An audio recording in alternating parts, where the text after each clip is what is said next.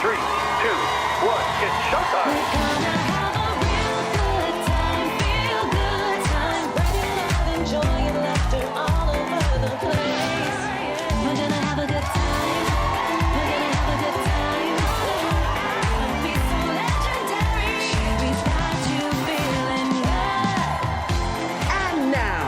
Your host, Sherri Shepherd.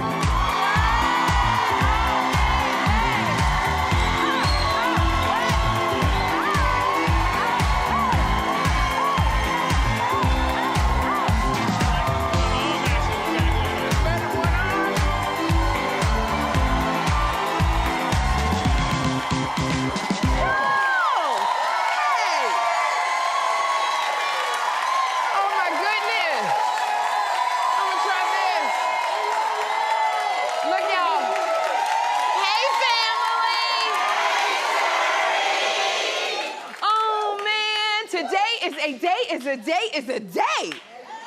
It's just one of those days you wake up and you just like, you open up your eyes and you go, I'm still here. I'm still here. Thank you. I'm still here. Oh my goodness. You don't do that in your 20s. You don't wake up and go, oh my God, I'm still here. But you get to my age, you're like, oh shoot. You trying to make sure it ain't heaven or hell. You like, okay, all right. So I'm thankful. This is a day.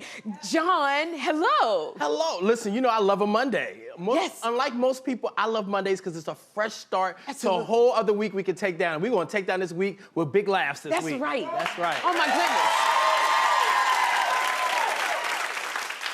When I tell you, I only got 3 hours of sleep, but I feel like I slept for 12 hours. You know what I think it is? Sometimes for me, because I'm very, very spiritual, and I need to get refreshed, God got to refresh my spirit. He got to refresh my soul. And so we had a time last night because we went to the Kirk Franklin reunion tour concert. When I tell you, the love that I have and you have, John, for Kirk Franklin. I love Kirk Franklin because he threw that music. You know, Kirk be pushing the edge with that daggone music. When I tell you I was at that concert doing a stanky leg, if y'all don't know, it's just, he saved the day. He will go through. Pumping boy. When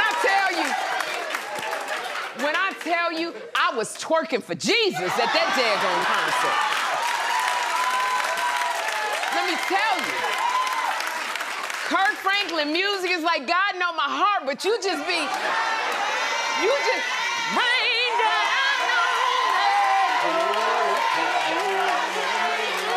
I'm telling you, I couldn't help myself. My spirit was like, it's time. I mean, I was jamming. And Kirk came out, he floated into a James Brown routine. Like, literally, James Brown has taken over Kirk Franklin's body. He was all over the stage. His suit was impeccable, as usual. But I gotta tell you, I gotta make this confession. Every time he like I saw the back of Kirk, I kept going, that looked like Kevin Hart.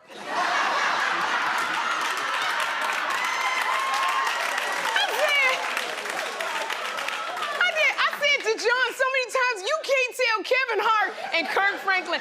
I literally think Kevin Hart needs to star in the Kirk Franklin story. Like Kevin, because Kevin is an actor and he would be perfect.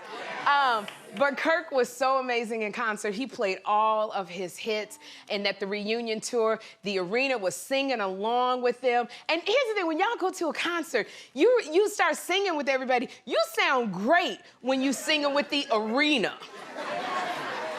But at one point, because Kirk is also a choir director, so he brings the audience down. So it's barely anything. And I couldn't see him. So we were all singing, you know, I Can Only Imagine. And I didn't see him do this. So everybody, and I was like, oh, I can sing. And then everybody stopped. Everybody stopped singing. And I was like, I can only imagine.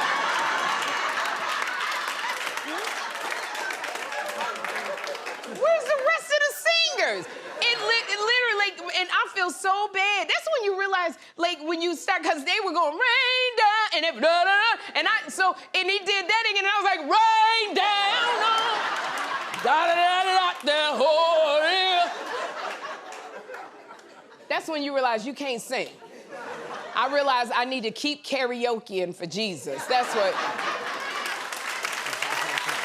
Singing is not my ministry. But I gotta say, and I feel bad for all of the people who are taping, because that's all they gonna have me sing. No, Kirk, but we had such a good time because Israel Houghton was there, and David and Tamala Mann, that Ty Tribbett, and Ty Tribbett, have to say, our own Emmy-nominated makeup artist, Rodney John. I don't know if he's anywhere here. He used to be one of the backup singers for Ty Tribbett. So it was so nice. So Ty, you can't have him back. He's doing Face now, so don't even think about it. And a special shout out to the Clark sisters because they are on the reunion tour. The Clark sisters. We didn't get to see them. Twinkie, I missed you. I want the Clark sisters to come on here. You run my day, I forgot I can't sing, so I'm not, let me stop. But here, you know, the thing about it is when people are on stage, sometimes they will recognize, because they've come on the show or they are fans of mine, they will recognize me. But I forgot that John knows everybody in the gospel industry. So when they were performing, they would see me and they'd wave. Kirk Franklin grabbed his heart and was waving, and I'm waving, and I didn't realize they were doing it to John Murray, who was standing behind me. Everybody was like, Israel Houghton was like, call me. And I was like, okay. They were all talking to John. That's the problem. And then there was a whole bunch of people. We didn't know who they were talking to. But thank you for that. Kirk Franklin, David and Tamala, Israel, all of y'all, Ty, so amazing. And I appreciate what you... That's why I'm in a great mood. That is why I'm in a great mood. But speaking of concerts, Madonna is proving that you can still be great at any age. Let me tell you something about this diva right here. Madonna is 65 years old. Look at this. This goes to show you, we not your mama, 65. This right here, over the weekend, Madonna kicked off her 78 show tour in London. All right?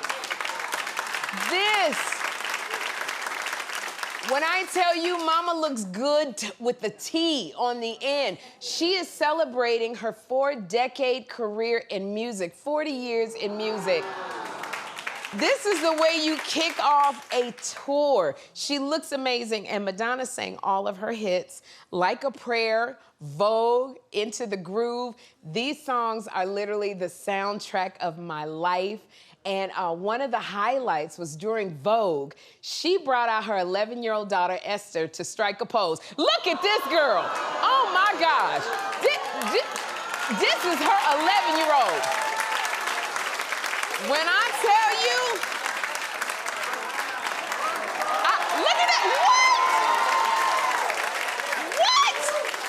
I said, Blue Ivy and Esther, y'all better go ahead.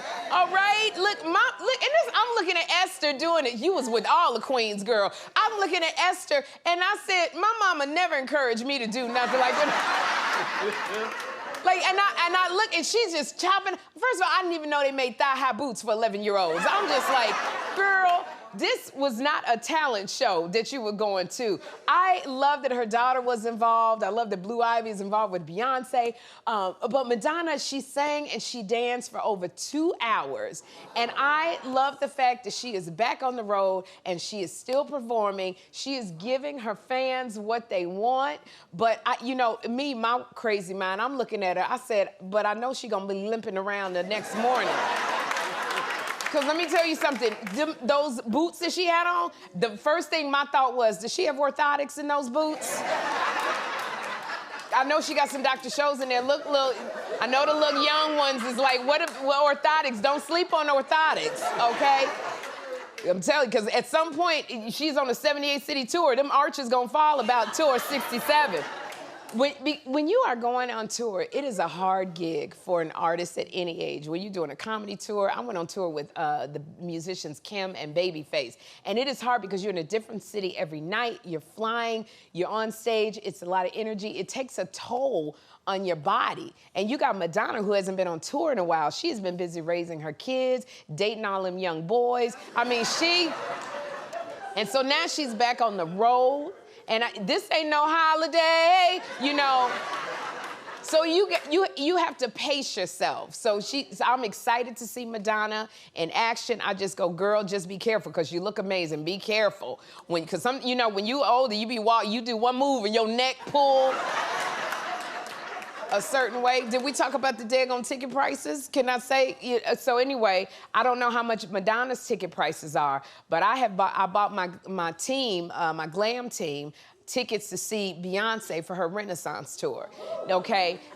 Taylor Swift, we couldn't get the tickets. Now Madonna, like, you can't not go see Madonna. So now my glam team is looking at me with the side eye, because they think, like, I'm about to go in debt with all of these icons and these ticket prices. And Madonna's tickets are gonna run you about $2,000 a pop. What? Yeah. $2,000 you know, if I took all of the money I'm spending on all these icons tickets and what I'm paying for my glam team, we could all get an 8-unit apartment building. This is ridiculous. $2,700. Are you crazy? Oh my gosh. Okay, so we got to figure out. You know what? When you go, they say when you go out of town to these people to see their concerts, they're cheaper. So we got to find. Is she playing in Canarsie or somewhere? Or? 2,700. These people trying to kill somebody. The only way I can afford these tickets now if I don't pay my IRS. I just got out of debt with them. We'll figure it out. We'll figure it out. Y'all, SNL finally returned this weekend after a 6-month hiatus because of the writer's strike. So now that the writers are back, they were able to go back. And rapper Ice Spice was the musical guest on the show. She looks so great. I just love Ice Spice.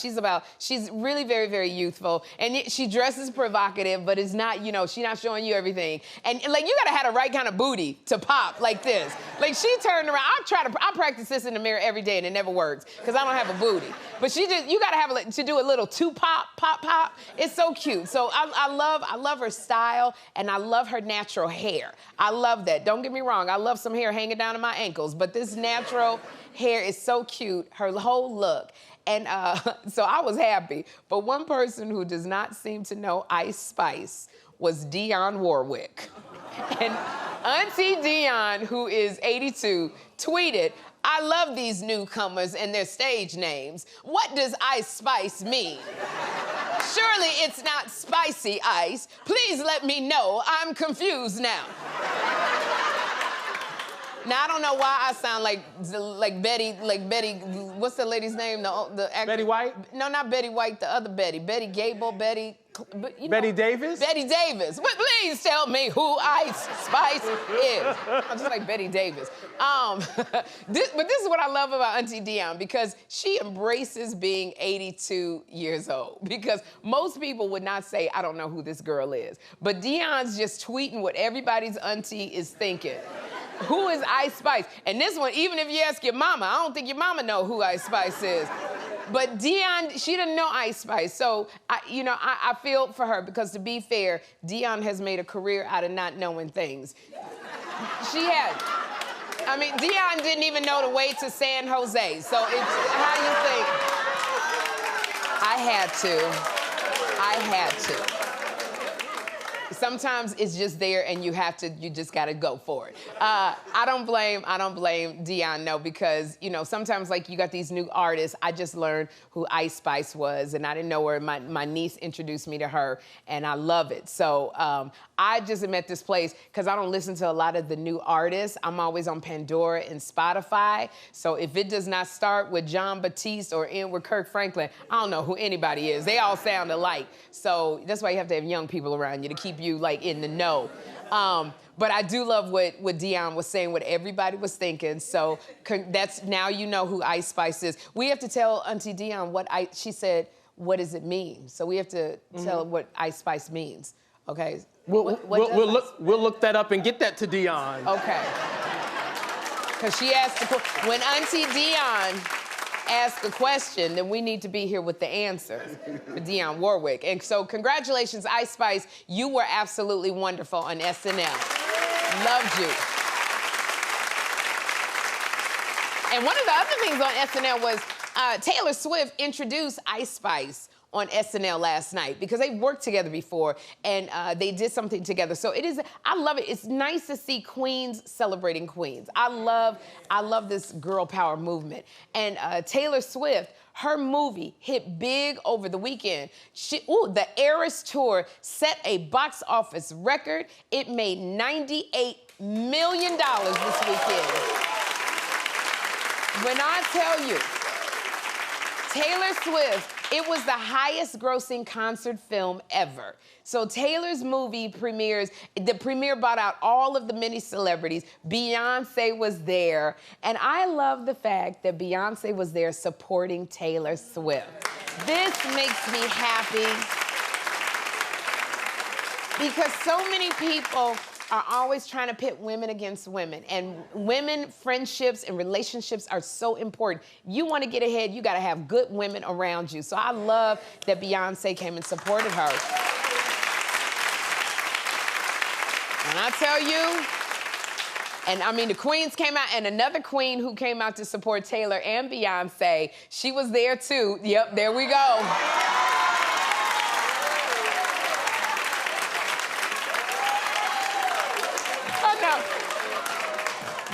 That is in my fantasy that I would be there in that kind of picture. I'm just kidding. My digital team made this for me, and I put it on my wall because I'm manifesting that I will be able to be.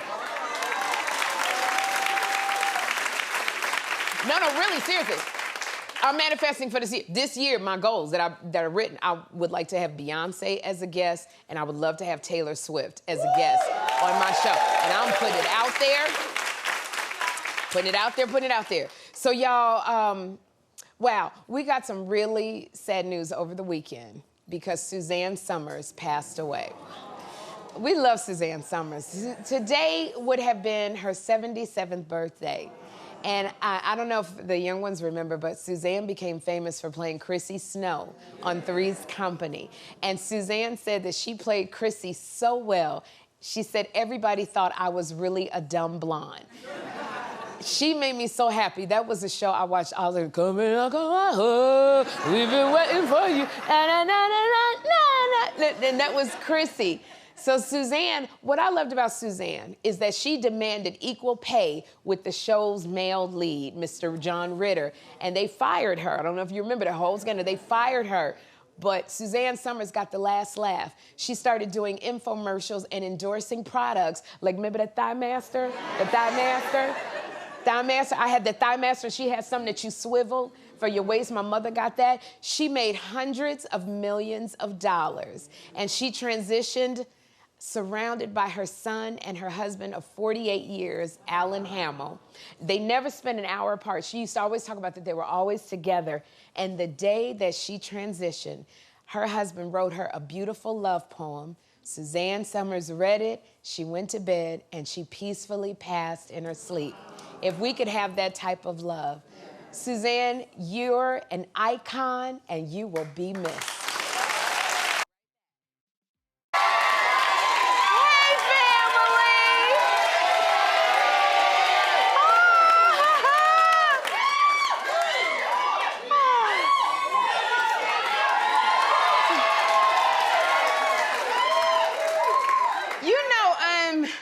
You ever had one of those days where everything is just chaotic and it seems like your head is not together and you're like, you're trying to get centered, but it's just so hard. It's been one of those days today here. It's just everything is crazy and chaotic, but it ends good. But it's crazy and chaotic, and I have to be centered coming out, and it's so crazy and chaotic.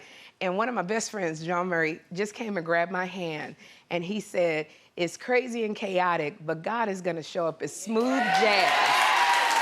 And I like that. I done heard a lot of things, but I ain't never heard God gonna show up as smooth jazz. And I'm all for it. I'm so here for it. Everything is all good. Thank you for that. I'm all centered. Oh man, it is a day, and I have to tell y'all, something happened again yesterday. Just my heart was just in amazement. Yesterday, I spoke at an Ad Week event as part of the Female Quotient series, and I loved it. Now I was sitting on the couch. I was sitting on a panel with John Murray, Karen Bonk, our Senior Vice President of Branded Partnerships, Shelly Zalis, who's the founder of the Female Quotient, and Thomas Borton of the company Big Commerce. Now, normally, I do these kind of panels all the time. I show up, I sit on the panel, I talk, but this was a corporate event. It was about charts, graphs, statistics, demographics, everything. I mean, it was just, you know, but then as I'm talking, I looked out into the audience and I saw so many people from the Sherri show who were there to support me. And our entire ad and marketing teams were sitting there, and it was so amazing to see the support. But when I tell you, I lost it when I saw Marco G standing there in the back. That's how we do, Sherri. And let me tell you, We support each other. We support. But he was standing in the back videotaping me like a proud daddy at a dance recital as I'm talking. And then when I saw DJ Sus One come out, like,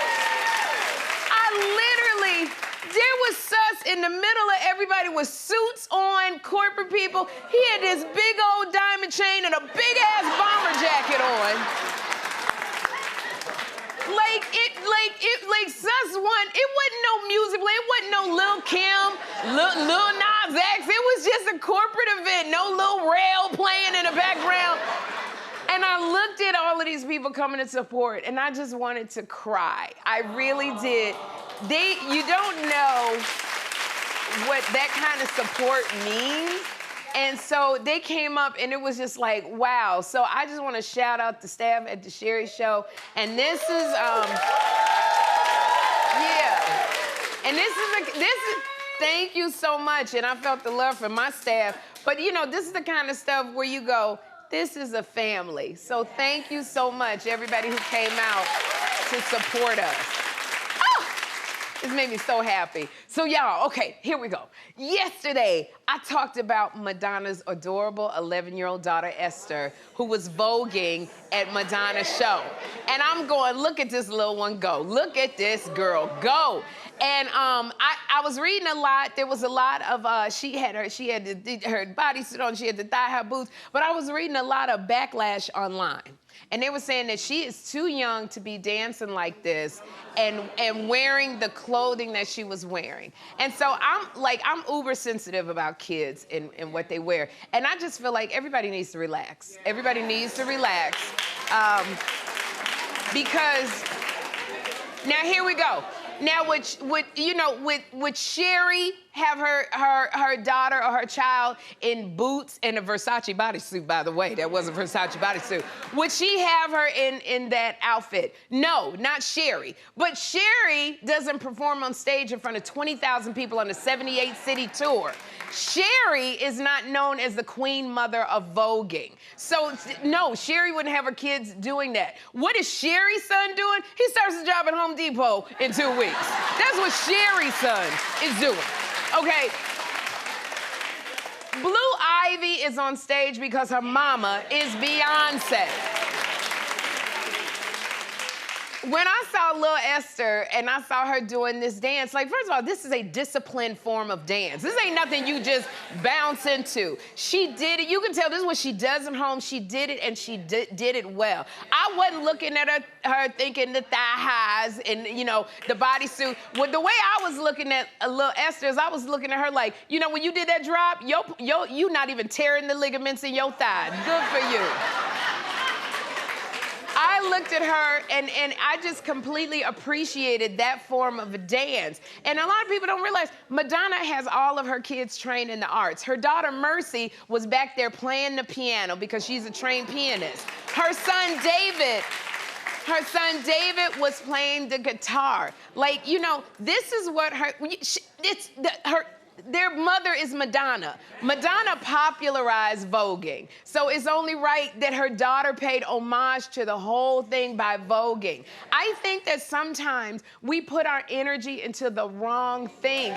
Like, you know, if you are going to, And I'm saying this, I'm a mother. I'm uber sensitive on kids being out here, but we need to put our energy into things like all of the missing kids in Cleveland. There's so many other things that we can concentrate. And if you don't know what I'm talking about, Google it. But not now. As my mother always said to me, worry about your own house. And that's all I gotta say. Go on, Esther, you was amazing. So, I wish I could drop into that thing. I wish. What's that? I wish.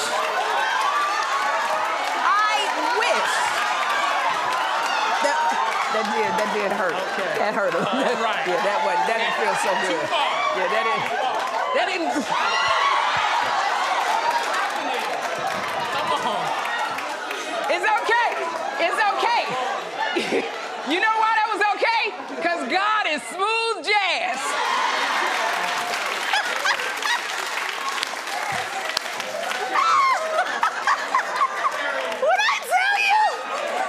When I tell you that last trip, my world is complete. And this is why 11-year-old did it with ease and a 56-year-old was never supposed to do that move. I was just gonna tell you, sometimes God is like smooth jazz, but then you turn into I Love Lucy. Okay. Oh my gosh! When I tell you, expect the unexpected on the Sherri show, that's all I want to say. Oh my God, I'm good. Oh, I loved it. I'm loving this day. Y'all, so y'all, Cardi B is known to keep it real. Don't worry, I ain't gonna do nothing no more.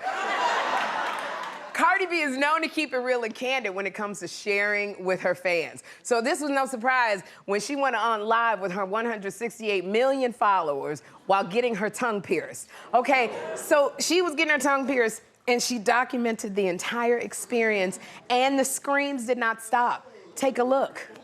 Stick that out for me all the way as far as you can. Right, and then just take a deep breath in. And deep.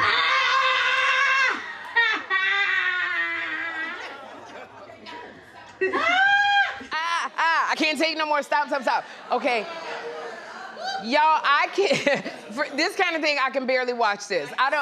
For me, all of it is too much. I don't know why Cardi B thought 168 million people wanted to watch her scream in pain. Like, this is the kind of stuff you put on your OnlyFans account. Like, this kind of thing.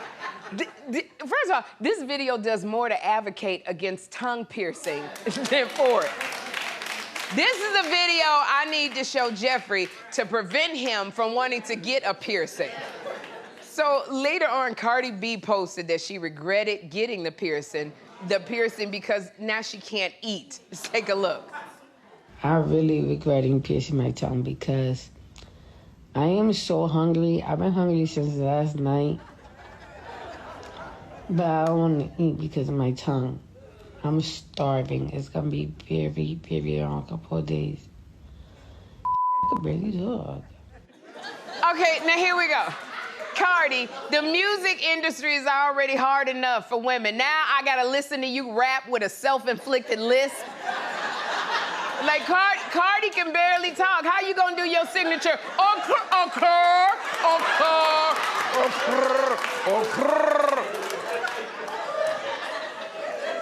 I mean, oh my gosh. You know, and she's got these lyrics that she do. You know what? You hit the back of my throat. Hit the back of my throat. You can. And this is why I would not get a tongue piercing because, you know what? I like to eat. If it's gonna stop me from eating, and not only that, I like to eat, and I don't want to do a tongue piercing because of the pain. I don't like if it's that much pain, I don't have none of that stuff. Oh my gosh. So kudos to you, Cardi, because you could not pay me enough to get another piercing, not even another, a piercing. Go ahead, girl. Y'all, Jessica Simpson had a funny moment with a fan. She says that she was at the mall when a fan spotted her in the parking lot. So the fan asked for a selfie, normal, but after she took the selfie with the fan called her Britney Spears. She did. Brittany, Jessica. So I laughed about it because this happens to me all the time. One time, I was with my best friend, Niecy Nash, and we were walking through Times Square, and there were these Australian fans, and they saw Niecy and I, and they started screaming. When I said, you can tell when they think you somebody else, about a level of scream. They started screaming at Niecy, and then they were like, oh my God, that's Nene Leakes and Star Jones. When I tell you, and see, I always get it. Niecy was like not having it. She was like, Nene Leakes. Because they thought I was Star Jones. And it was the funniest thing. And the more they said it, the more Niecy was like, me and Nene don't look alike. You cannot tell these ladies. And I always get confused for either Viola Davis or Octavia Spencer, okay? And I don't argue about it because I once got into a first-class lounge because they thought I was Octavia Spencer, okay? And I'm telling you, I love it. And I recorded it. Take a look. Octavia, I am in the VIP lounge at the airport in New Orleans, and this guy is really loud. He wants to know why I haven't been nominated for another Oscar this year. Now, everybody here is wondering why I haven't also been nominated for another Oscar, and people are telling me how much they love me in Hidden Figures and The Help. They think that I am Octavia Spencer. And I can't tell them that I'm Sherri Shepherd because they're going to throw me out of the VIP lounge here at Delta because I used your name to get in. And let me tell you something. I am so grateful to Octavia because they put me in first class on the plane. And when people think I'm Octavia Viola, I don't tell them, I don't correct them. Because I get perks by being Octavia and Viola. By the time they realize that I'm not, they done already closed the doors on the plane. Can you say upgrade? So the thing I would say to Jessica, take it as a compliment, girl. It is a compliment. And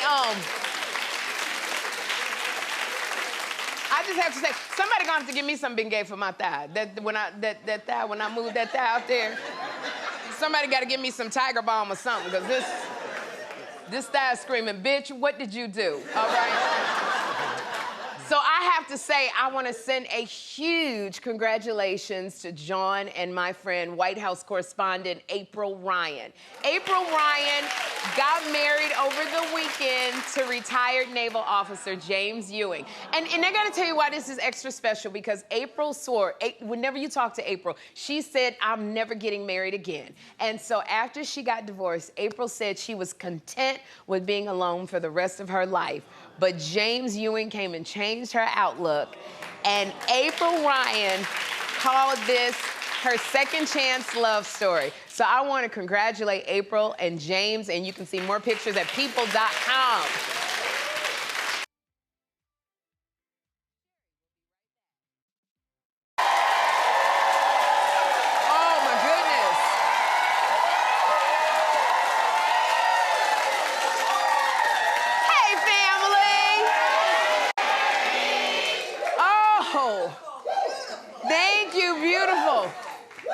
You know, I have to tell you, that Willie Sinclair III from the Milwaukee Sinclairs, today he did something. And this is, John, I have to tell you, I'm feeling like First Lady. Hello, first-time visitors, please stand.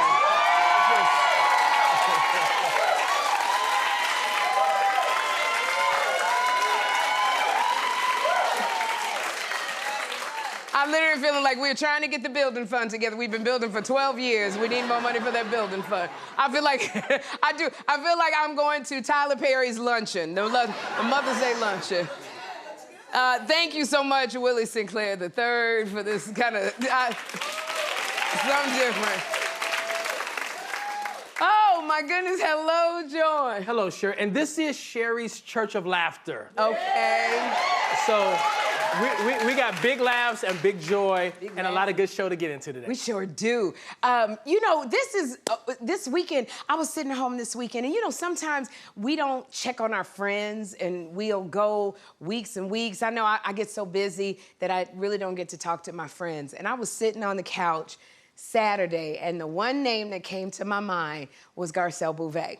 And I have not talked to Garcelle Bouvet in a long time because she's on Real Housewives of Beverly Hills and she's doing this and that and she's all over the world. But when a name comes up in my mind, I know either I have to pray for that person or I need to check on them. So I called Garcelle. Now we're 3 hours ahead. So it was about 6 in the morning and I called and Garcelle answered the phone right away. She goes, Sherri, is everything okay? Are you all right? And I said, no, I'm just checking on you. And she sat up in bed. And when I tell you, we talked an hour and 12 minutes, Garcelle and I. And we talked about our kids. We cried together. We laughed together more. We talked about everything, about commiserating being single and what's going on with this date and this one ghosted and that one acting like he ain't got no sense. But we kept laughing. We talked about, are your batteries working for your thing? Are my batteries working?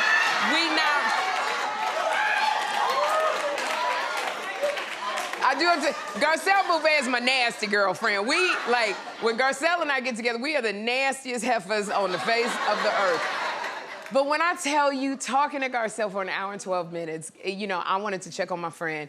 We got such joy. And you have to check on your friends because this is what I love. When you know, in your 20s, when you're friends, it's just like, you don't call me and why we don't going out? You hanging out with him and you're not spending time with me. And it's like, as you get more seasoned, that becomes less important. You don't have to talk with each other every day, but you do know when you come together, you are there for each other. And I love that because I have been friends with this woman since the days when I was on the Jamie Foxx show with her. So that's over 20-something years that we have been friends. And I just want to tell you, Garcelle Bouvet, I love you so much, more than you could ever know. I love you, I love you, I love you. And then you got your friends, they just call you and they get on your nerves. I talked to Niecy Nash. She called me and we talked for an hour. Look at her right there. I hung up on her 3 times. 3 times I hung up on this girl because she fussing. This is the one, she even got that look like I'm fussing because I know what I'm talking about. Fussed at me for an hour and I kept going, something wrong with the phone. Click, I would hang up.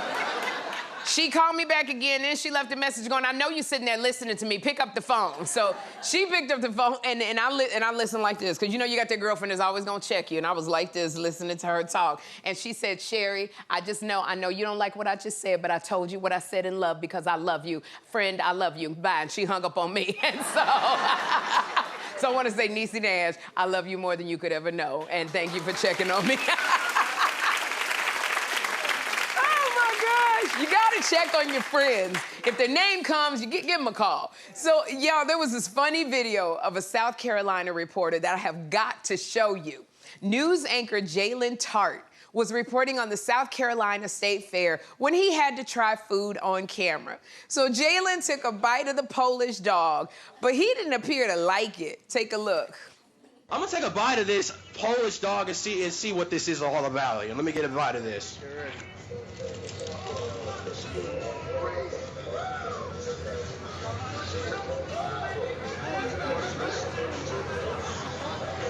Pretty good. Pretty good. Man, this is really good, man. Thank you so much for coming on the show today, man. And back to everyone. Back to you. Bring back a hot dog for everyone, Jalen. Jalen's having a great time. Okay, this is what I want to say. This poor kid, Jalen hated this hot dog so much. Did y'all see how he put all the food on one side of his cheek? And that food never moved from the one side of his cheek. He never swallowed it. And the man next to him, whose dogs it was, he just grinning and smiling. And you can tell this is Jalen's first job. And yeah, we checked on Jalen, so he's only been working there for 5 months. So he's still on probation-ish, Jalen is. And Jalen is like, let me just keep chewing this food so I don't get fired. I gotta do this. Jalen is like, this is the last thing I should be eating. And I'm cracking it. And look at the man coming in just grinning. Look at him just grinning. over his hot dogs. Well, what I want to tell Jalen is when you're on TV, Jalen, because I know this is like the first job, TV job, you got to act like you like the food. Like you got to be so into it. You got to move the food around in your mouth. And that's what I do, because people come and cook all the time, and I don't know if I'm going to like the food, if it's going to be too spicy. So I do that. But my problem is I like all the food the chefs make over here. I never have bad food. This week, Chef Kwame of the restaurant Tatiana, he was here, and he made this delicious brown stew chicken that was so good. I tore that chicken up. It was so good, I had to celebrate. I had to scream when I tasted that chicken. Jalen, that's how you gotta be when you taste that hot dog that you don't like. You gotta sit and you gotta scream. But I also, that's what it is when I do it. But I also wanna point out what made me laugh so hard was anchor Judy Gadsden's reaction was everything to me. Judy had that look on her face like, you gonna learn today. And this is me, because we were going around with what Judy was thinking and when she had that smirk on her face. So I want to know, audience at home, what y'all think Anchor Judy is saying with her look. Go to @Sherri Show TV on Instagram, and please let us know what you think Judy was thinking. I laughed so hard. And I want to say, Jalen, keep up the good work, because this went viral, the video. And I got to give a special shout out to Jalen's mom, because you had him looking good. His shirt was buttoned all the way up to the top. That shirt was freshly ironed. He buttoned it up to the top like you taught him. You taught him to dress well. So shout out to Jalen's mama. Okay. But Robert De Niro is a new daddy, but so he just had the baby. And Robert De Niro says he cannot handle the parenting. Now, you have to remember, Robert De Niro is 80 years old. His newborn baby is 6 months old. And he says that he lets his girlfriend, Tiffany, who is 45, handle the parenting duties. Robert De Niro said, I don't do the heavy lifting. I'm there, I support my girlfriend, but she does the work. And I can understand that, because Robert and the baby, they nap at the same time. Absolutely, I understand you, Robert. I understand you and that baby probably eat at the same time. Y'all probably both not even on solid food. I understand Robert De Niro. You look at Robert De Niro, got 7 doggone kids. His heavy lifting is child support payments. That's what the heavy. But if you look at Robert De Niro's face, his face is like, don't ask me to change diapers. I thought about this. I said, when Robert De Niro's youngest graduates from high school, Lord willing, De Niro will be 98 years old. 98. That's not even a joke. It's just math and exhaustion. That's it. But don't get me wrong. I think Robert De Niro is so sexy. Phyllis, let me tell you something. I think Robert De Niro is so sexy. If he looked at me and said, Sherri, I want you to have my baby. I can't even have a baby, but I'll be like, yes. Yes, I will. Don't even, all this mess I'm talking, yeah, I will have your child, Robert De Niro. That would be a miracle for both of us. Oh, my God.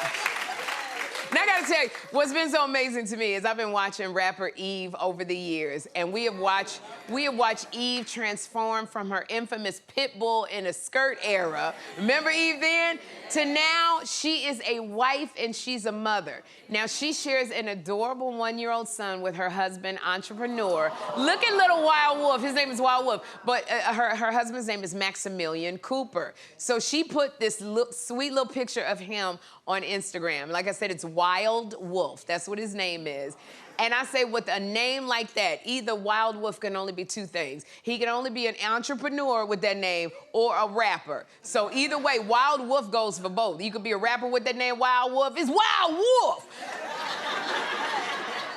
Or he could be at the boardroom being an entrepreneur, owning everything like his daddy, Wild Wolf. So I love it, but Eve was very open about her fertility struggles to become a mother. So I'm very happy to see her enjoying her baby and basking in motherhood. Eve, congratulations to you, girl.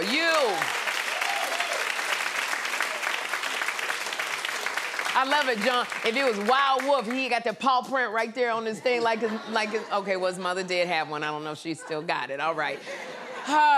You know, y'all, it's been so much talk about who the real king of R&B is. And singer Mario, y'all know Mario? Mario, I love Mario. Mario is weighing in because TMZ caught up with Mario and asked him who would he put in the Mount Rushmore of R&B. Take a look. I want to know your R&B Mount Rushmore. I'm super curious to know. Guys, girls, whoever. Beyonce, Michael Jackson. Okay. Beyonce, Michael Jackson, me. You know what? That is absolutely the right answer, Mario. You put yourself in there, because that is what you are supposed to say.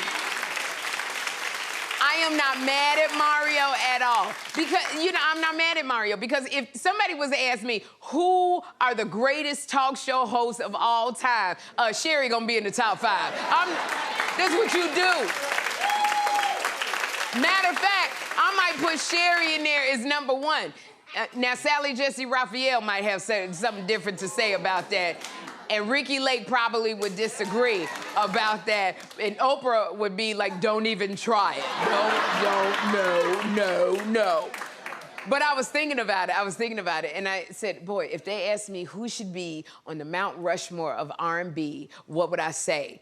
And since Mario picked the contemporary artist, I'm gonna stick by Mario's rules. So, okay, so I would have to start Usher. I believe Usher should be up there. You gotta throw the Queen Bee. I put Beyonce up in there. Oh, and you gotta go with Queen Mary J. Blige. Like Mary J. Blige. And I'm gonna say, ooh, Maxwell. I would want Maxwell in there. And you know what? Mario, you get on up there in the top 5.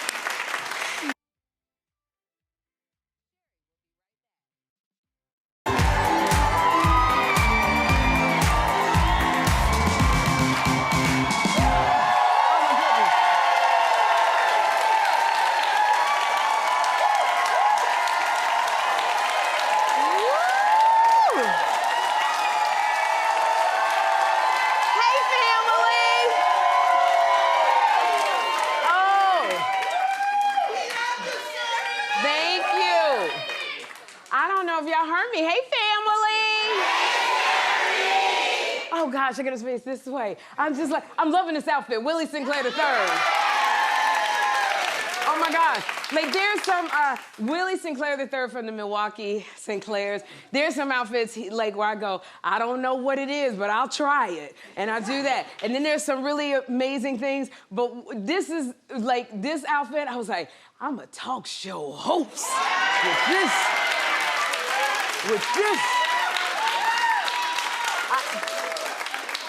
Willie Sinclair III from the Milwaukee Sinclairs. Your mama did you right, boy. Whoa.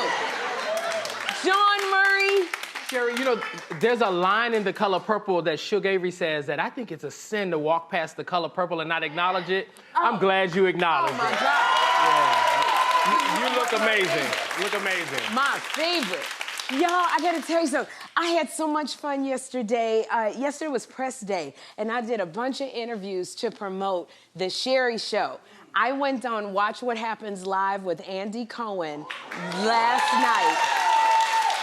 And I was on with Issa Rae.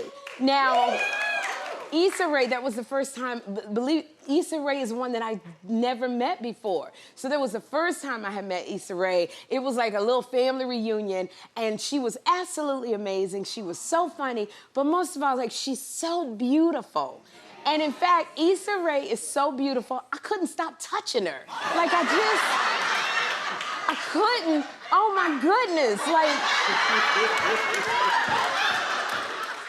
I could not. Like, y'all, like, Issa Rae, she's beautiful, but I kept going to her, I kept going, your skin's so even. Like Issa Rae, you know, you ever seen somebody like everything is just this beautiful brown from the head to the toe? She didn't have blotches nowhere. Like, you look at my chest, I got blotches everywhere. Issa Rae, her skin was like butter, and I couldn't stop touching it. It was so great. And then I got to do, on Watch What Happens Live, I got to do the runway walk from the green room right there. Now, let me tell you something. So, this particular dress that Willie Sinclair III from the Milwaukee Sinclairs was, I did not know, I don't know designers, this was a Versace dress, okay? I did not know it was a Versace dress because I wouldn't have eaten all those tacos had I known. And I didn't give the dress. Willie keeps going, I need that dress. Where's the dress? And I'm like, I need to scrub it with peroxide and vinegar and everything. But then after that, Watch What Happens Live. Thank you, Andy Cohen. And it was nice to meet you, Issa Rae. She said she's gonna come to the show, so we holding her. We holding her to that. So then I went over to Sway in the Morning. And Sway in the Morning, so I was with Sway and Heather B and Tracy G. Now, that's a show where it's like hip hop, everybody's rapping on the show, and they made me do something I can't do. They made me rap, okay?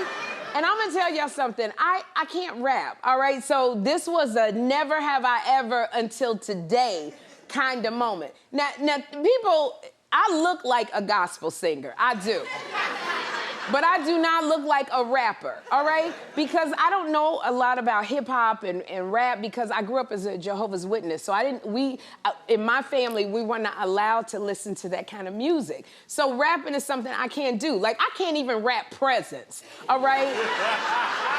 I just don't rap. And so because Sway's show is a hip hop show, when I got there, I said to my publicist, I said, Simone, he's not gonna make me rap, right? And then Simone said, no, don't even worry about it. And I said, but then what if Sway asked me, like, what is the top 5 hip hop artists? And I go, I don't know who. And she goes, say this line from a Lil' Kim song. Wanna rumble with the B, huh? Throw the hex on your whole family, huh? I'm not even saying it right, because I don't rap. And this is a popular line. And so every time she told me, I was like, you want to say it with the beehive? Right? She was like, no, that's not the way you say it. And I said, oh my gosh, I'm not going to remember these lines, Simone. And as soon as Sway came out to meet me, I said, Sway, don't ask me to rap. Sway looked at me, he said, what makes you think I'm gonna do that? And I said, because every time I watch Sway in the mornings, everybody's on there rapping. So we started the interview. I'm over here just to promote the Sherri show. And then he asked me to rap. He said, and I remember it like it was yesterday, he said, can you spit a beat? I was like, I could spit, but not no beat. So, and then at the same time, I'm looking at Simone and she's like, Lil' Kim. And I'm like, you want to rumble, you want to rumble, you want to rumble. But I don't know, I was scared as heck because it's all these young hip hoppers and I just went for it. And here's how it went. Stop. I'm sexy, I'm 56, she can't be beat. I'm sexy, I'm hands to my feet. I'm sexy.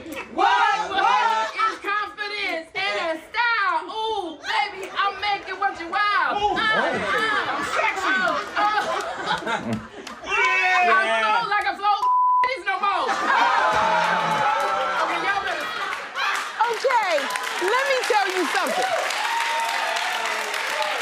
Now, I know that rap might have sounded crazy to y'all, crazy to you, but you couldn't tell me nothing after that, boy. Let me tell you something. I wanted to be a background rapper. I know I could have been a shoot. Honey. What? They're not called background rappers, they're called hype men. Well, whatever, I could have been a hype rapper. That's, John, I'm telling you, I did it and I felt so good. I was like, oh, that was it. I was ready to send my resume to Diddy and DJ Khaled and Drake. Every time, and then I was like, oh my God, I just rapped. And so every time Sway would put on that beat, I was like, So this is the takeaway. Even if you scared, take a risk and try it. You got nothing to lose.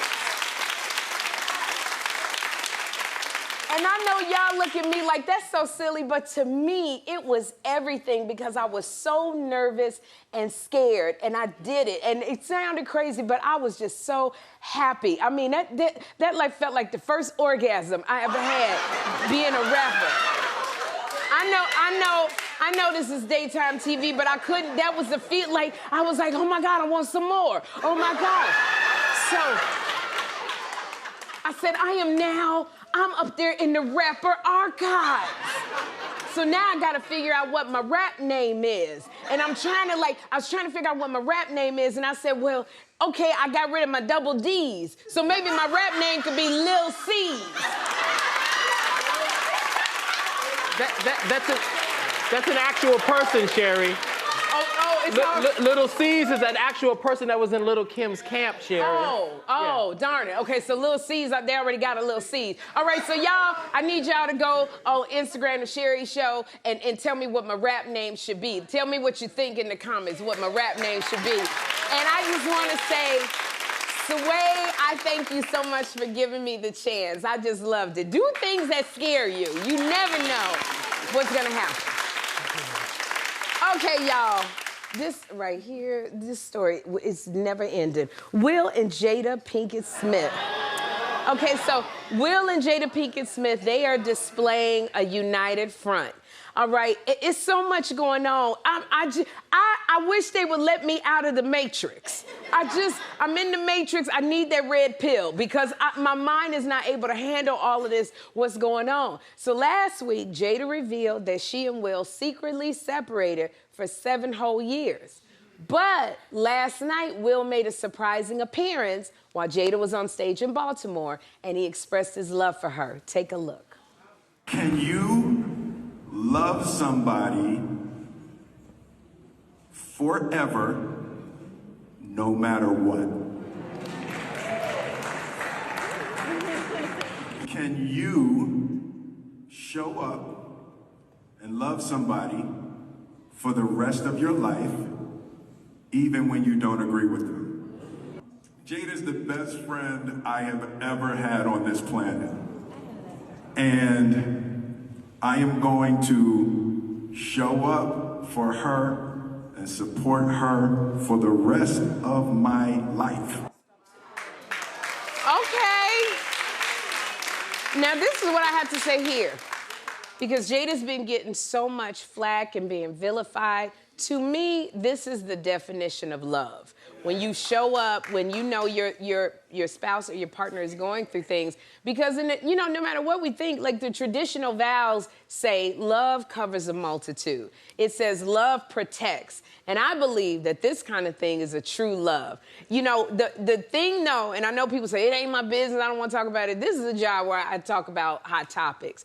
But I feel so confused because, like I said, they've had 7 years to unpack this. We are just getting it, in the span of maybe 3-4 days. And they used to be, Jada and Will, they used to be so private. Remember when they were private all the time? And I figured they were private. They didn't let us in on all of this stuff in their marriage because they figured these peasants cannot handle. They can't handle this. And you know what? The peasants, we can't handle it. We can't, but because to me, trying to unpack all of this, it's like when you go on a family trip with your parents and you have a great time, then you come back and your parents are like, we getting a divorce. You sitting there like, huh? What? You don't know whether to cry, whether to... And so I believe that, Jada and Will, they protect each other. When you're together that long, you know each other's vulnerabilities. Now, I know I'm talking out the side of my ass. I've been divorced twice. I didn't even make it this. But I feel, had I made it past the 2-year mark with all of them, I feel like in a marriage, when you've been together so long, you have shown your vulnerabilities, you have expressed things that are secret that nobody else in the world knows. And I believe somewhere in here, Jada's taking the L, and there's things that she may be covering Will on that she's just not saying. She's only sharing what she wants to. Will is sharing what he wants to. But all in all, trying to unpack, because it's coming at me and coming at you so much, it's too much. My brain cannot handle the world of Will and Jada. I mean, y'all knew this. That's why you don't say anything. Y'all did for so long. You didn't say anything. Now I wish I could say it's none of my business, but when you put it out there and you write the book, everybody's gonna have an opinion. You're gonna have an opinion. But the fact that he went out to Baltimore and he covered her, I can appreciate that and respect Will for just showing that kind of love. Because they said they're never gonna get divorced. They said divorce is not an option. So if divorce is not an option and y'all separate and then you back together and you separate and then you kind of friends and then you somewhere in there love gotta be in there because you're not gonna be able to sustain it. So I'm going, whatever y'all doing, I will try. At this point I feel like it's blinking lights. I'm about to have a seizure, all of this going on. So I just say, well, do you have an uncle or a cousin that's like you? So congratulations for covering your wife, because that's what you do. That whole rant sounded as confused as I am. But one thing that's not confusing me is one of the couples on Dancing with the Stars might be getting hot and heavy. So let me tell you something. Dancing with the Stars is known for bringing couples together. Brian Austin Green and his partner Sharna Burgess, they just had a baby. Robert Herjavec married his partner Kim Johnson. And now people are saying that reality TV star Harry Jowsey is dating his partner Riley Arnold. Because, yes, this week Julianne Hough called them lovebirds. And then we saw them at a Taylor Swift movie premiere together. Now they were spotted walking through a party holding hands. And I don't know, maybe they just didn't want to lose each other in the crowd. But it looks romantic to me. And one of the people on Dancing with the Stars, Brooke Burke, she recently admitted, she said that if she was not married, she would have had a love affair with her partner, Derek Hough, okay? And I'm telling you, I can see this because, this is what happens on Dancing with the Stars. And I'm gonna say this, my partner was Val Schmerkowski on Dancing with the Stars. And that was my partner, Val. And Val, I know you married to Jenna Johnson. You just had a baby, and I give all respect to Jenna Johnson. But I'm gonna tell you something, I had a crush on Val Schmerkowski every single day, the entire time. When I tell y'all, I used to be all over Val, and Val always was taking his shirt off. Look at me, look at the way my arm is on this thing, like. Val was always taking off his shirt in the studio. Look, he didn't have no clothes on. And I was so crushing on Val that my husband 1A, he said at the time, he told me, he said, if I ever see this again, I'm gonna whoop Val's ass. And I said, no, we are just friends. And he said, no, I don't play like that. But I tell you, my crush on Val was so big. And I tell you, if I wasn't married, that would have been a rumba for your mama. I'm telling you. And Val wasn't married, Val was single, and it tends across the board. So at Dancing with the Stars, affairs are bred for that environment because you're dancing so close and somebody dips you and you're like, woo, you're breathing hard, you're with your partner 8 to 10, 12 hours every single day rehearsing. And you share these intense emotions in the dance. You got these intense highs, the lows. You are so emotional. And that is the person that your partner comforts you. They even he lifted all 167 pounds of me. You love your partner, you fight, you argue. This is a 7-year marriage in 2 weeks of the show. But the pros who are dancing, your partner, they want to win because they want to stay on this show every week because they got to make their money and they get their fan base. So they are very, very intense. And when you are in those rehearsals, you get a camera's an hour, you're funny or you're drama, but then when they leave, you got to really get into rehearsals. And I swear, Val was on my behind every rehearsal. He'd be like, 1, 2, 3, 4, 5, 6, 7. And I would cry because I'm not a dancer. I like to dance, but he would be so hard on me. And then I would cry and he would hug me and he called me Sherichka, which is like, dear Sherri, my sweet Sherri. And he'd be like, my Sherichka, you know how much I love you and I don't mean to hurt you. And I was like, yes, you did. Yes, you did. And this was literally like a real relationship. And so you get that way. There was a guy who was on my show, not a guy, he was actually a pro, he won a Super Bowl ring, I apologize, Donald Driver. He was on the show, Donald Driver from the Green Bay Packers. His partner was Peter Murgatroyd. And I'm telling you, he won, but his wife Bettina was in that room all the time. when they was rehearsing, his wife, Bettina, did not play that because she knew it'd be all these, she was in that room because it was all affairs happening. Every doggone rehearsal, Bettina was there. And I believe the name Bettina stands for I ain't going nowhere. That's Bettina. Bettina was like, we gonna nip this right in the bud today. Here's the rules. And I love seeing Bettina. But because, you know, so many relationships are formed on Dancing with the Stars. So this is what I say. Ladies, if you want to have a relationship, get on Dancing with the Stars.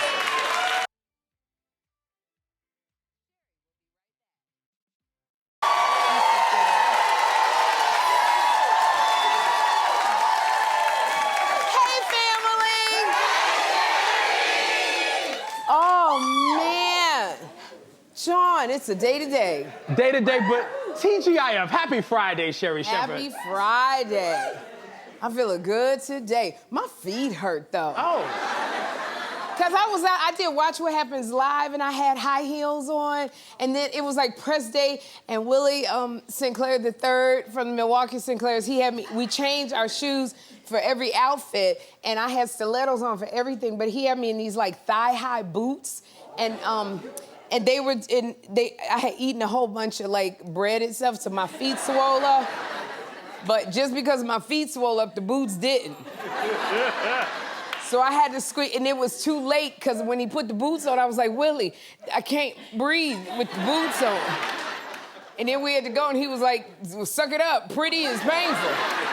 So I feel like Fantasia when she kicks off a shoe. Oh my, it's that little toe. You know those shoes that hit that little toe? Oh my God.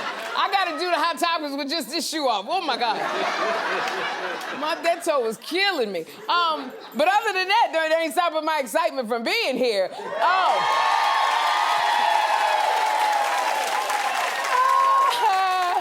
Oh man, reality star Tyler Cameron, he thinks he's got us all fooled. Okay, he's fooled. So when Tyler was here, he told us that he's more committed to his workout routines these days. So he's been posting his workouts all over the place. But Tyler's not fooling anybody. He is not, because these are thirst trap videos. Look at this. Look at this. I'm telling you, he think he got people fooled because his caption says, I don't skip legs day. Look at the sweat drop down his chest. Look at that. Tyler, I'm gonna tell you something. You supposed to be inspiring people. This is shameless because nobody's supposed to go in there. You don't go in there posting themselves working out like this. Did y'all just... Okay, wait a minute. Hold on.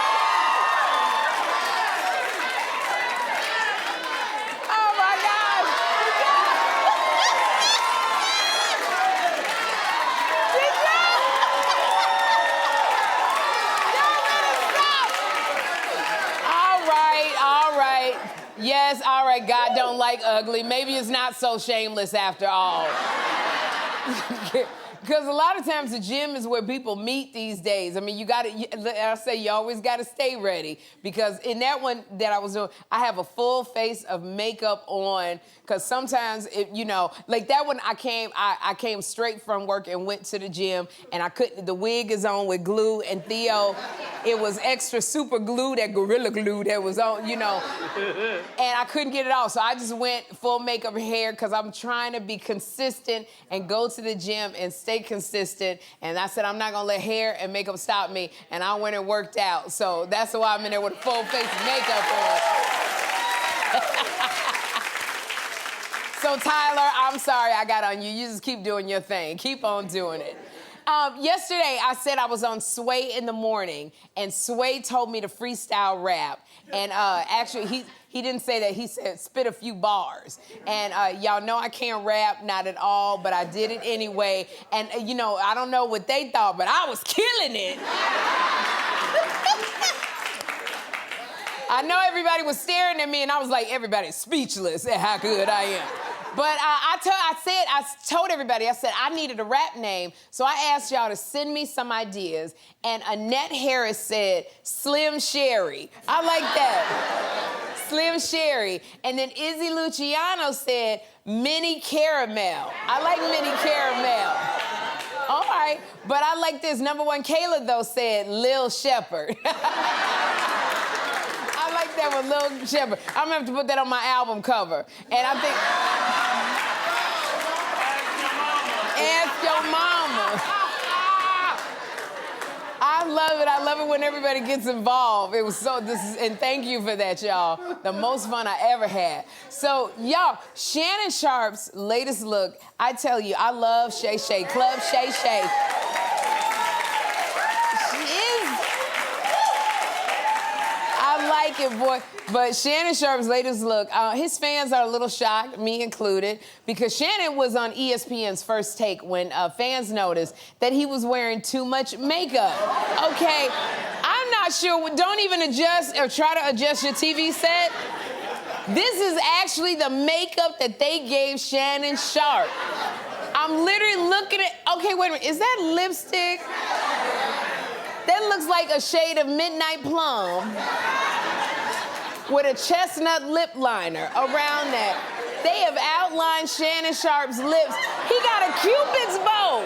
They gave him a Cupid's bow with a little gloss in the Cupid's bow. This ain't good, Shay Shay. What is going on? I am so, and then you know the internet is undefeated. They made a meme. One said, "Who did the body?" Okay? Oh man, another person posted, "Shannon looks like a mean lunch lady." No! Shannon! Shannon! Will you tell me who on your team does not like you? See, and this is the thing. This is why you gotta give out good holiday gifts to your employees. This is why you bring donuts once a week, because this is why you have to tell your makeup artist just to tone it down just a little. Like, I look at Shannon and I feel for him, because I know when I was promoting, I used to be the host of a show called The Newlywed Game. And there was one, well, thank you. But it was somebody who had done my makeup. I was doing press, and it was a new makeup artist, and they had done my makeup so bad, I can't even post it. It looked horrible. Because I was going to show y'all a picture of it, and I said, no, because if they start posting this on the internet, I'll never live it down. So this is when I was younger, and I did not know how to say no. I didn't know how to stand up for myself. So I knew something was wrong, because we were in a dark room, and I said to the makeup artist, I said, did you bring a light? And he said, no, I like the natural light, okay? And then he had his makeup on the windowsill. Stuff was falling all off. And then, when they say I like to use natural light, for me, that's code for this is my first day. And that man put that makeup on me in not dark, but when the sunlight goes down. I don't know what that's called, when the sunlight, dusk. Yeah, in dusk. And I took those pictures, and it came out, they were so horrible. You could see it was the whites of my eyes. I don't know what foundation he used, and we had to redo them. So now I know, when I see a makeup artist, I know exactly, like when I see hair or makeup, I look at all the tools they have. I look to see if they got a ring light, because if you got a good makeup artist, you want to stick with them. Okay? That's because otherwise, you be looking like Shannon Sharp. But because a good makeup artist, they know your shades, they know your colors, and they know how to keep good secrets. Because there's something, Rodney John, my Emmy-nominated makeup artist, he is amazing. But I'm telling y'all, if y'all see me without makeup, it looks like I'm violating my probation. I'm telling you. He knows what to do with me. So Shannon, Shannon Sharp, and this is why I say, this is why you gotta bring donuts to the employees, because you walk past everybody, and not one person said nothing to you. But you know what, Shannon? You were a good sport, so good for you. Just tone it down just a little bit. Oh, man, y'all. Christina Aguilera, she dodged a scary question on the Jimmy Kimmel Show the other night. Christina and Britney were both on the Mickey Mouse Club together. Then they were longtime pop rivals. So there's a lot of not-so-good history between those two. And on Jimmy's show, Jimmy asked Christina if she's going to be in Britney's upcoming memoir. And Christina looked caught off guard. Take a look. if you had to choose between being in it and not being in it? You know, Because I'm going to for tell real, you. Yeah, for real. Because I would like to be in it. Or I feel like maybe I'm not you will going be to. in it. You know what? Let's put it this way. I'd rather be you than me. So, you know, hopefully you'll be in it. Let's both root for me. You'll make the book. You know, I gotta say, Christina Aguilera did a good job of playing it off, because, you know, that's what you gotta do when you're a guest on the show and they ask you something that you don't want to be asked. You try to play it off as best as you can, because she was like, what the And you try to be diplomatic, and even though she was being diplomatic and laughing, I know Christina inside was like, damn, this girl's gonna put me in the book, because they did not get along. So I know she wants to, you know, she's over here laughing, but she wants to run to her agent and call him and go, do you know this bitch has got a book out and she probably gonna put me in it? But, you know, it's so, you know, being a host, I feel bad for Jimmy Kimmel, because you're a host on a show and people are coming on there to promote their stuff, and you have to ask these tough questions. And I had to make a decision doing this show. I never wanted anybody to feel uncomfortable when they came here, because I've been on many, many talk shows, and I've been on that receiving end, and I've asked people, there's some things I don't want to talk about. Please don't bring it up. And then you sit on the couch or you sit in the chair, and they always do this. They grab your hand and they go, I know you don't want to talk about this. And I know you watch and you know exactly who you are. I know you don't want to talk about this, but I have to ask you. And then they ask you the very thing you asked them not to say, and then you feel blindsided. And it is a horrible feeling, especially when you get up and you know everybody it's just a lot of mess. So I said I never wanted to do that to anybody else. And I got some good advice from Whoopi Goldberg. And Whoopi told me, she said, celebrities have long memories and you want to keep working. That's what Whoopi told me. And I want to keep working. I got a child. I want to keep working. So for me, I don't want to make people uncomfortable. I'm not trying to make Tom Cruise mad, because I want to do a movie with him. I want to be able to ride off the doggone mountains on a motorcycle, too, with Tom Cruise. I know when people come here and they say they don't want to, like Jeannie Mai visited us last week, and Jeannie is going through a very rough divorce. And I know a lot of people want to know what is going on with her and Jeezy, but when I went upstairs, she was shaken, because she was just like, she had to do press for her game show that was coming up, but she had just, you know, it was this news that had just come out about her getting a divorce, and she just was just like I just felt so, wanted to take her in my arms and hug her. And I said to Jeannie, I said, we're gonna have fun. You know me, you've known me for years, and this is a safe space for you to come, and I'm not gonna make you feel, you're feeling already bad. And we hugged each other, and she was trying to hold back tears. So when Jeannie was on the couch, you couldn't see it, but she just was, you ever been in that state where you like, if you say anything to me, I'm gonna just break down? She was in that state, and I just wanted her to laugh and have fun, and just asked her how she was feeling and about Monaco. And my intention is I always want folks to have a good time when they come to this show. So Christina, I like the way you handled it. Sometimes no answer is the best answer. You know, because that Julia Fox came. Remember when Julia Fox came? And she wrote in her book about Kanye. She wrote all in her book about Kanye. So she wrote it in the book. So I wanted to ask about Kanye. She said I could ask about Kanye. So I wasn't walking. One question, and she was sitting there, and I asked her the question. She told me about 9 other people who weren't even Kanye. And I'm sitting there, and I'm like, we got 3 more minutes, and I don't know who 9 of these people are. I just want to know about Kanye. Then she starts fiddling with a top, and then the shirt almost come down. And I said, oh, yeah, that's you, Marco. But I'm like, she has not answered the question about Kanye. This top is coming down. She trying to distract, because if the nipple come out, now I ain't going to ask about Kanye. So we never did we got a nipple, but we didn't get Kanye. But that was in the book. Sometimes it works, sometimes it don't. But 2 of the greatest comics working today are joining forces, Chris Rock and Kevin Hart. Now, I am excited. So they have joined forces for a documentary following them around as they tour together. And we got a sneak peek. Take a look. This is a story about 2 separate journeys but somehow align and end up at the same intersection at the top. I said, why don't we do something together? What do you think about doing New York? I'm excited about this week, not just because of the arena factor. I'm just excited to hang out with you. That's it. The first real comedic star that I had a conversation with was Chris Rock. I didn't go to college. I barely went to high school. I had holes in my shoes. This week in New York is an event. It's a big deal, man. Okay.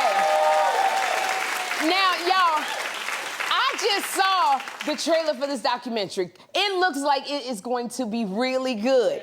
And I have to tell you something. I was supposed to be in this documentary. Okay, I didn't know. I was there at Madison Square Garden. I was there in the hallways. Half the time of those people that they show, I was in the background behind Chris and Kevin. But nobody told me they were filming. So my lawyer sends me a release. Anytime you're in anything, you got people in there, they have to sign a release saying they give you their permission to be filmed. So I didn't know. So they kept saying, Sherri, you gotta sign this Hard Rock release paper. And I got an attitude. I was like, I don't know what that is. I'm not signing nothing. And then they kept saying there's something with Kevin Hart. And I said, I don't know what it is. And my behind, I was like, Kevin gonna have to pay me some money. I'm not signing nothing. So I'd never signed the paperwork. And then something said, this may be something good, Sherri. You gotta sign the paperwork. So I signed the thing, still not knowing what Hard Rock was, because nobody could tell me, and I gave it to my attorney, and he said, I don't know if I could get it in time. Now I see the documentary, I'm looking at all the places, I was like, I was behind them when they was doing that. Over there, when they was hugging each other, I was right on the corner, right over there doing that. When they walked down the hallway, I remember Kevin was like, Sherri, that was me, and I don't see myself nowhere in the documentary. So I'm just saying to you, Chris, Rock, and Kevin, put me back in the movie. Put me back in the movie. I'm telling you, I signed it. I did a DocuSign. I faxed it over. I took a picture and I texted it to Kevin Hart's personal phone number. Y'all, it's coming through the fax machine right now. I want to be in the documentary. I'm good. You ain't even got to pay me. I just want to be in the documentary. I want to be in Kevin Hart and Chris Rock, headliners only. It's premiering on Netflix December 12th. Hopefully Sherri Shepherd is in it. So, and you know what? It's not premiering till December 12th, so y'all got time to put me back in it.